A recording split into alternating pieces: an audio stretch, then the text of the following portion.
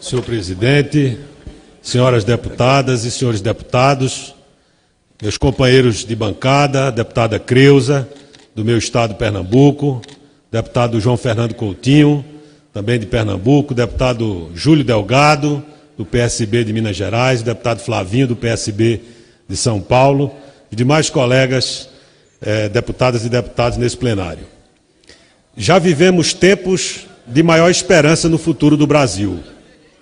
Houve momentos em nossa história que pensamos ter dado o salto civilizatório pela conjugação de fatores como crescimento econômico, diminuição das desigualdades sociais, aumento do consumo das famílias, expansão do número de vagas no mercado de trabalho, afirmação de políticas públicas essenciais e de inclusão, todas essas circunstâncias que nos permitiam sonhar com um país mais justo e solidário. Infelizmente, essas perspectivas desvaneceram.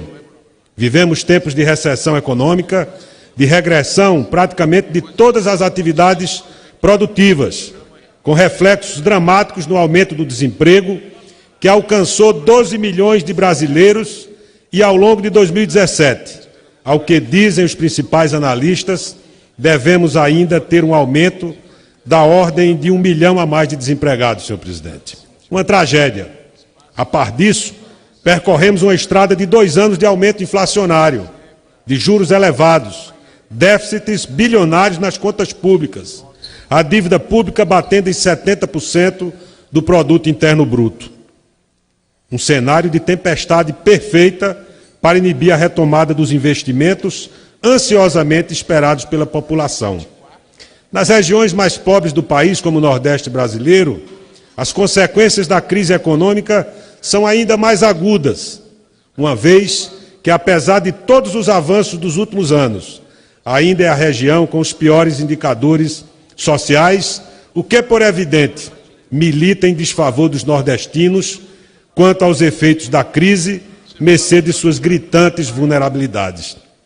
E coroando de modo perverso esse ciclo nefasto, a senhora que conhece bem, deputada Creuza, as agruras do Nordeste, o modelo federativo em vigor é centralizador e impermeável à desconcentração das receitas públicas, segundo as necessidades de cada região, fazendo com que estados e municípios, entes subnacionais dessa federação de faz de conta, que tiveram aumentadas de forma crescente as suas responsabilidades, em inversa proporção, vejam minguar os recursos necessários ao cumprimento de suas obrigações. Quanto a este ponto, é urgente, inadiável, um imperativo de ordem pública que se possa promover uma discussão honesta sobre o novo pacto federativo, que prestigie a equânime distribuição dos recursos públicos, inclusive mirando o abrandamento das desigualdades regionais, e que promova uma harmonização entre as responsabilidades a cargo dos entes federativos e suas respectivas fontes de custeio. Todos sabemos que a voracidade fiscal da União, em todos os governos, terminou aumentando a carga tributária pela via das contribuições sociais, tributos que não são compartilhados com estados e municípios, segundo a baliza constitucional, o que acabou por subverter uma equação que no passado deixava em torno de 30% dos recursos com a União, distribuindo 70% desses mesmos recursos. Hoje essa equação foi inteiramente subvertida, fazendo com que estados e municípios promovam de tempos em tempos a mais ultrajante caravana em busca de recursos junto ao poder central, integrada por governadores, mas em especial por prefeitos. É vergonhosa essa romaria dos prefeitos a Brasília, mendigando apoio à justa expectativa dos seus munícipes, reduzindo o papel dos gestores eleitos, com grande expectativa da sociedade, ao papel de acanhados pedintes de pires na mão, garimpando os recursos a que deveriam fazer jus por direito e por justiça. Lembrou-me a obra capital de Vicente Nunes Leal, Coronelismo, Enxada e Voto, mostrando a submissão dos alcaiades a um modelo concentrador, afeiçoado à velhíssima República, que fideliza de modo compulsório e, sem dúvida, vexatório, a independência e a altivez, que são atributos fundamentais no bom exercício de função pública de tamanho relevo. Repito, a retomada dessa discussão federativa é urgente, é inadiável, é um imperativo de ordem pública. Por isso, faço um apelo ao presidente desta Casa, o deputado Rodrigo Maia, para que impulsione essa discussão que interessa a todo o Brasil, em especial ao Brasil profundo, que passa ao largo dessa atmosfera encantada em que parece, por vezes, viver a doce Brasília de Dom Bosco. Adicionalmente, caro deputado Tenente Lúcio, a crise econômica que a todos atinge e a crise federativa que atinge quase todos, ao Nordeste ainda são reservados os efeitos dramáticos de uma estiagem severa, pelo 6º ano consecutivo. Os rebanhos foram dizimados, as pastagens devastadas, os açudes e barreiros secaram, e até os reservatórios, nas regiões onde costuma chover bem, colocam em risco o abastecimento d'água até nas regiões metropolitanas, ordinariamente bem servidas de chuvas. Com os açudes, secaram também as esperanças do povo sertanejo. Secaram até mesmo as lágrimas. Vê-se o desolamento da fé esquecida. E olhe que o coração do sertanejo é feito à resistência da caatinga. Com as primeiras chuvas, mesmo sem a constância das invernadas, já renasce o verde que parece ter morrido. Mas a situação é muito grave, senhor presidente. A despeito das chuvas esparsas que caíram em algumas regiões do Nordeste, as previsões são alarmantes e apontam para mais um ano de seca. Há cidades como Iati, no agreste meridional de Pernambuco, em que a situação é de verdadeira calamidade pública. Por isso é que há necessidade de que o governo federal, com absoluta prioridade, intensifique as obras estruturadoras, como a transposição do Rio São Francisco e a adutora do Agreste, com seus respectivos ramais, entre diversas outras pequenas e grandes obras, que vão oferecer razoável solução para essa crise hídrica que assola o Nordeste e, em especial, os estados de Pernambuco e do Ceará, aos quais represento, um por delegação do povo pernambucano e outro por direito natural, pelo privilégio de descender dos índios cariris, que no passado dominavam a paisagem da Serra do Araripe, onde nasci. Mas a situação é de gravidade em todo o semiárido, como no sertão do Araripe, no sertão do Pajeú, e por isso, além das obras estruturadoras que precisam urgentemente ganhar ritmo, a necessidade de ampliação das políticas de redução dos efeitos da seca, como sistemas simplificados de abastecimento d'água, poços artesianos, cisternas, carros-pipa, que, embora paliativas, são de grande importância, merecendo um olhar estratégico do governo federal para atendimento principalmente das situações mais críticas e para que, de forma isonômica, em momento e matéria de tamanha gravidade, se evite a manipulação política deveras atentatória à dignidade da população sofrida. Chamo a atenção para o papel do Ministério da Integração, de Sua Excelência o eminente ministro Helder Barbalho, para que ad cautelam monitore e acompanhe de perto as ações de sua pasta, para que elas atinjam o mais possível as regiões castigadas pela dura estiagem que vimos atravessando.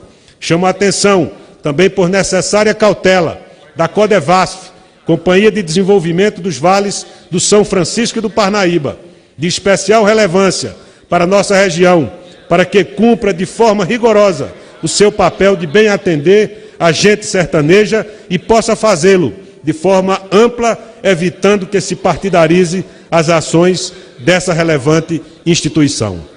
Deputado João Fernando. Meu caro deputado conterrâneo Tadeu Alencar, eu quero parabenizar Vossa Excelência por trazer um tema tão importante para o debate nesta casa, no plenário de Ulisses Guimarães, no que diz respeito à necessidade de revisarmos a forma de distribuição dos recursos e também a autonomia dos estados e municípios. Os entes federados, especialmente os municípios, passam por uma situação realmente de muita dificuldade. e a centralização do poder precisa ser rediscutida. Portanto, Vossa Excelência traz esse assunto, que é um tema recorrente de discussão do nosso partido, o PSB, que já há algum tempo, através do nosso saudoso líder Eduardo Campos, vinha debatendo no nosso país, e Vossa Excelência, em boa hora, traz esse tema a ser discutido aqui na casa, e ao mesmo tempo alertando dos riscos e as dificuldades que o homem sertanejo, o homem do agreste, no Nordeste brasileiro e de modo especial no nosso querido estado de Pernambuco vem passando. Realmente é fundamental que haja uma sensibilidade maior e que haja também um acompanhamento, não só nas grandes obras, como a transposição das águas do São Francisco, a adutora do Agreste, mas como muito bem Vossa Excelência colocou, sistemas simplificados de abastecimento, perfuração de poços, para que desta maneira tenhamos uma melhor infraestrutura para atravessar essa grande seca que acontece em tempos no nosso Nordeste e que esta agora tem sido a maior dos últimos 100 anos. Portanto, eu quero parabenizar Vossa Excelência dignifica o povo pernambucano e certamente está realizando um mandato na direção daqueles que mais precisam, o povo sofrido do Agreste, do Sertão e de todo o Estado. Muito obrigado, deputado João Fernando. Peço ao deputado Júlio Delgado para dar sequência, depois eu lhe concedo com muita honra uma parte. Além de todos esses fatores críticos que minam a confiança dos brasileiros no seu futuro, vivenciamos uma crise ética sem precedentes, uma assustadora, sistêmica e endêmica corrupção, que pôs a nu as fragilidades do nosso sistema político e, em consequência, da própria democracia. Felizmente, a afirmação das instituições nacionais, do Poder Judiciário, do Ministério Público, da Advocacia da União e dos Estados, dos Tribunais de Contas, da Receita Federal, da Polícia Judiciária, das controladorias, de forma crescente e corajosa, vem dando substância ao espírito republicano tão vilipendiado pela própria República do Brasil. E de forma inusitada, vem submetendo, senhor presidente, os poderosos deste país, sejam políticos, empresários, agentes públicos, todos, ao império das leis e da Constituição.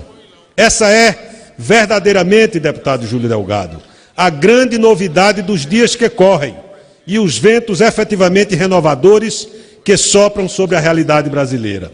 Assim foi no chamado Mensalão, assim se dá na indigitada Operação Lava Jato e em tantas outras atuações do Estado brasileiro em que se evidencia o zelo pelo dinheiro público, pela probidade na administração pública e pela retidão na gestão dos negócios do povo. Desde 2013, que a população foi às ruas, cansada desse cinismo coletivo de muitos que exercem a delegação popular, conspurcando os deveres que deveriam ser observados.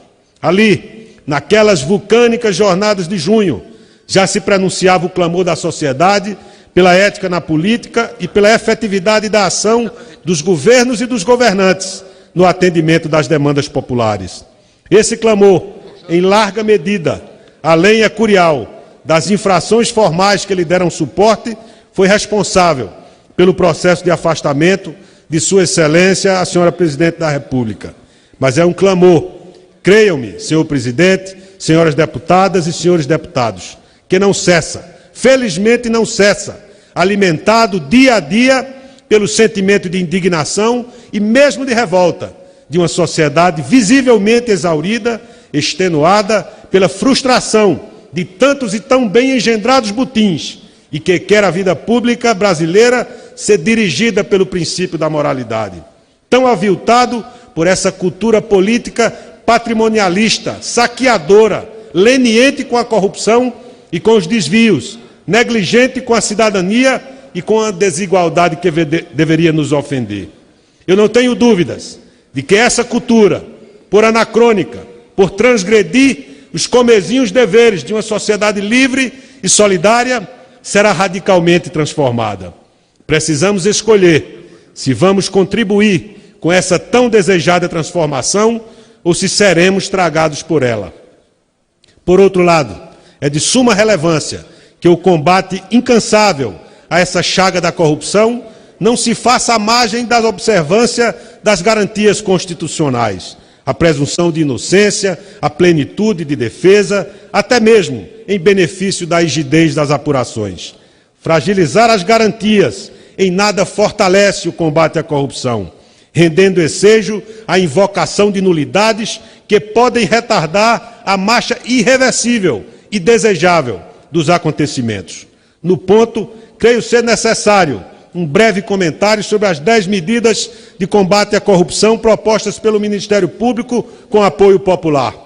Entre necessárias alterações normativas que fortaleciam o combate à corrupção, algumas das medidas ensejavam um caráter autoritário incompatível com a ordem constitucional em vigor, de feição eminentemente democrática. A título meramente ilustrativo, cito apenas algumas delas: o chamado flagrante forjado, o confisco alargado para além do dispositivo da sentença, o dito reportante do bem e alterações limitadoras do habeas corpus, só para ficarem alguns exemplos. Sem contar os avanços aprovados, entre os quais considero da maior relevância a criminalização do Caixa 2. Ora, com todo respeito, é indeclinável o papel do Parlamento em examinar as proposições submetidas à sua consideração e aprovar aquelas que, a seu legítimo e justo juízo, conferido pela sociedade quando vota, devam ser aprovadas e, em consequência, recusar as que entender indesejáveis, inclusive sob um juízo político de constitucionalidade de tais proposições. E pode fazê-lo, inclusive, este Parlamento, quando se equivocar na emissão de tais juízos, pois remédio há para os eventuais excessos do Parlamento. Não existe essa vaca sagrada que não possa ser objeto de ampla deliberação, senão o Parlamento, que deve ser sempre soberano, ao abrir mão dessa plenitude de avaliação, incorre em injustificável submissão. O Parlamento, embora deva ter sempre os olhos na sociedade, não se deve intimidar diante de qualquer interesse, desde que a sua motivação esteja conformada à ordem constitucional e democrática, que felizmente nos rege. E mesmo quanto ao abuso de autoridade, a necessidade de sua discussão parece evidente, pois qualquer abuso de qualquer autoridade, de qualquer dos poderes e em qualquer grau, sempre repugna a ideia de relação de direito, de relação jurídica, que rege a conduta entre o Estado e os cidadãos, e assim deve sempre ser coibido. Mas, sem dúvida, naqueles primeiros dias de dezembro, erramos de forma grave, menos pelo conteúdo e mais pela forma, mas também por algum conteúdo, quando demos um sinal trocado sem o devido diálogo com a sociedade. E assim nos expusemos à reação vociferante que, embora exagerada e tendendo à criminalização da política, não podemos deixar de reconhecer que tinha também razão de ser. Daí porque vejo com grave preocupação essa ausência de diálogo entre as instituições, que de certo não levará a bom termo. Esse clima de intolerância, de divisão no país, de um conservadorismo assustador, de um patrulhamento que quer aniquilar o debate e que quer fazer acreditar que na política todos são regidos pela batuta da indecência. Não nos esqueçamos que foi a política que legou ao futuro do Brasil o fortalecimento institucional, que hoje renova o sangue da nação. Por isso, quem tem responsabilidade política deve apostar no diálogo amplo, o mais amplo possível, que permita encontrar saídas para o grave momento porque atravessa o Brasil. Deputado Júlio Delgado. Nobre deputado Tadeu Alencar, primeiro cumprimentar a Vossa Excelência, dizer que a gente vem aqui nessa aula aprender um pouco, Vossa Excelência, aquilo que tínhamos dito de forma muito simples e abordamos num pequeno expediente. Vossa Excelência, nesse pronunciamento de forma elaborada, preparada e irretocável, e traz a elucidação de muitos pontos que estamos vivendo nesse período de mandato que temos convivido aqui. E digo rapidamente, para concluir, dizer a Vossa Excelência com profundidade. As pessoas julgam muito os parlamentares que temos na casa e a qualidade dos mesmos, da representação que fazem dos seus estados e do seu povo. Vossa Excelência é um digno pernambucano, do representante do povo pernambucano, dos mais dignos, da qual eu não falo para Vossa Excelência que sabe disso, mas para o povo de Pernambuco, que tem um exímio representante aqui no Congresso Nacional, alguém que honra o Estado de Pernambuco, honra o voto dado pelo aquele cidadão que apostou ao trazer Vossa Excelência para esse parlamento, qualifica esse parlamento num momento de profunda crise que temos da classe política. Então eu fico só, de certa forma, enaltecido de ter a honra da convivência, de transformar essa convivência numa amizade e, acima de tudo, de aprender a cada dia com Vossa Excelência nos seus dias que temos passado juntos aqui no Congresso Nacional. Quem ganha com isso é o povo, quando diz que a representação não é feita, e quando a gente faz uma avaliação individual de cada parlamentar, eu tenho certeza que o povo de Pernambuco se honra muito de tê-lo trazido aqui para essa legislatura, que possa levá-lo em futuros grilhões e espaços da República de Pernambuco, porque Vossa Excelência não só merece, como está preparado para qualquer desses desafios. Parabéns, parabéns pelo seu pronunciamento, que de uma forma muito clara, muito objetiva, traduz aquilo que nós pensamos a respeito de muitos desses pontos que estão abordados nesse seu pronunciamento belíssimo que é feito aqui na tarde de hoje. Muito obrigado. Muito obrigado, deputado Júlio Delgado. É honroso para mim ouvir suas palavras, são um estímulo à nossa atividade na vida pública. Há sim uma agenda de reformas que é importante ser enfrentada. E o meu partido, o Partido Socialista Brasileiro, tem procurado fazê-lo, mas sempre olhando os interesses do país. E por isso entendemos que não serve a esses interesses a posição dos que não querem nenhuma reforma, que querem interditar qualquer discussão, e ainda mais por motivação eminentemente política. E aos que querem reformar tudo, sacrificando o debate e atropelando direitos, dando curso a uma agenda excessivamente liberal que, a pretexto de atualizar o perfil do Estado brasileiro, que muito tem a ser modernizado, quer fazê-lo cativo de interesses que nem sempre são os do povo brasileiro. Esse é o equilíbrio que nos cumpre perseguir no debate dessas reformas. O que for de interesse do país deve merecer o nosso apoio. O que for de interesse só de governo deve ser enfaticamente recusado.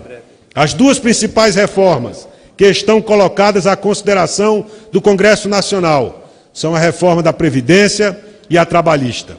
Ambas com potencial de mexer fortemente com o interesse dos trabalhadores brasileiros, inclusive o trabalhador rural. Entendemos que a discussão é necessária a fim de conferir sustentabilidade ao sistema de previdência pública e privada e garantir que as gerações futuras recebam de nós um sistema racional e solvável. Por outro lado, há na proposta enviada pelo Poder Executivo medidas inaceitáveis que ferem manifestamente direitos sociais conquistados em anos de vinculação à Previdência, mostrando-se inafastável a necessidade de um diálogo amplo e honesto, tendente a aprimorar a proposta e pactuar uma reforma fruto de soluções negociadas entre governo, parlamento e sociedade. Se essas não forem as premissas, creio que haverá forte resistência popular, que pode até mesmo inviabilizar as reformas que se pretende.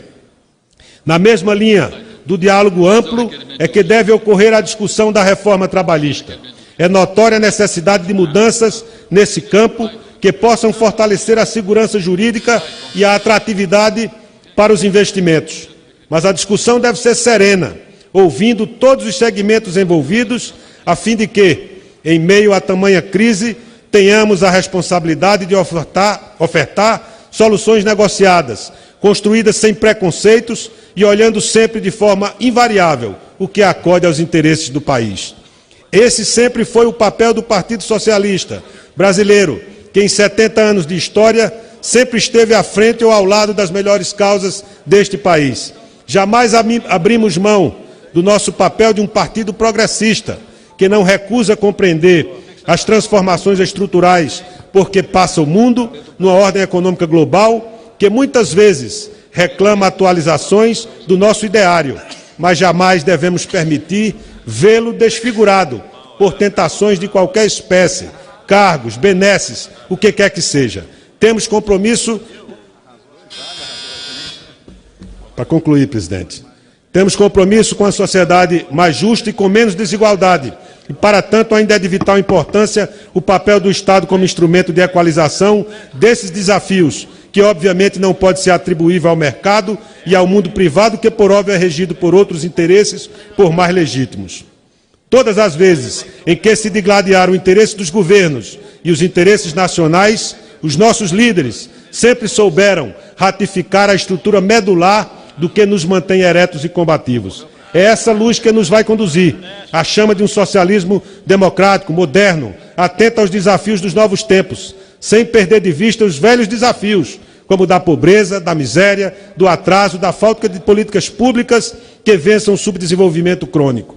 Foi isso que nos motivou a oferecer ao Brasil um projeto de país na candidatura de Eduardo Campos. Por isso vejo, cada dia com maior nitidez, a necessidade de manter as conquistas como a do equilíbrio fiscal, do saneamento das contas públicas, da inclusão, mas que se possa alcançar um equilíbrio fiscal dinâmico, o estado do fazer, aquele em que os governos cumpram o seu papel de prover políticas públicas afirmativas em todas as áreas, mas em especial na mais estratégica delas, na educação, que é a chave principal para a resolução dos nossos crônicos problemas. A crise, pela sua profundidade, pede responsabilidade política e espírito público.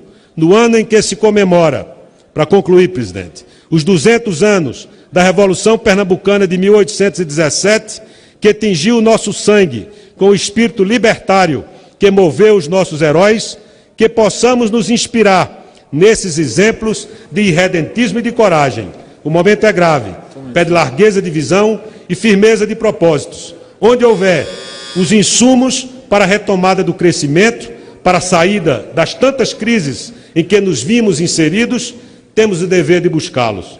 E é o Parlamento, como instituição democrática, a quem o povo brasileiro atribuiu essa responsabilidade, que deve patrocinar a busca desses caminhos, que também estão ávidos por serem encontrados. Cumpramos o nosso papel. Afinal, como lembra a nossa rosa predileta, o Guimarães, o que a vida quer da gente é coragem.